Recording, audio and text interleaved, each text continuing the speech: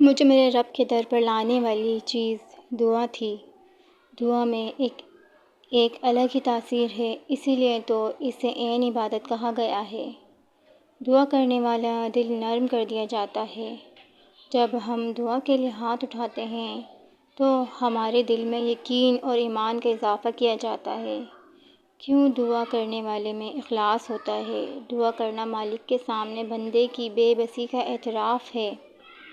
اس سے خوبصورت اور کیا ہے کہ جب گناہ گار بندے کو تمام دروازے بند ملتے ہیں تو اس میں ایسی کون سی چیز ہے جو اسے رب کا در کھٹکھٹانے پر مجبور کرتی ہے؟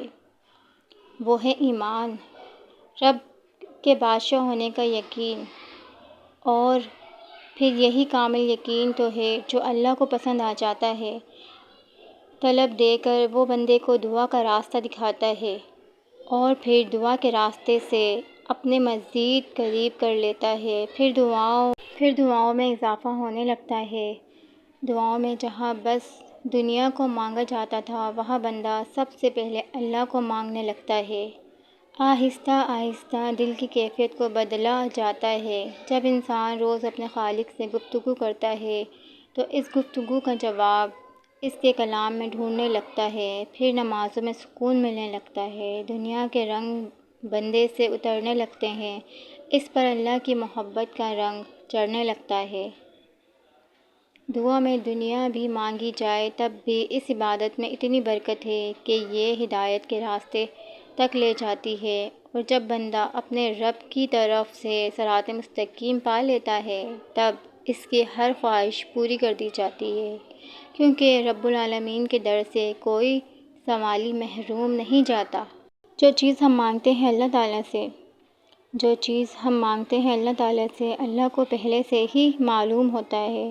ہم جس چیز کے لیے تڑپتے ہیں اللہ سے پہلے سے ہی اس طرف سے واقف ہوتا ہے۔ جب اسے سب سے پہلے ہی پتہ ہوتا ہے تو ہمیں عطا کیوں نہیں کرتا؟ کیونکہ اس کے لیے ہی تو اللہ نے دعا بنائی اور دعا مانگنے کے لیے ہمیں بنایا تاکہ ہم اس سے مانگیں، اس سے باتیں کریں، اس سے ہلاتے رہیں، اس سے دور نہ ہو جائیں، اس کے قریب رہیں تاکہ وہ ہمارے قریب ہو جائے۔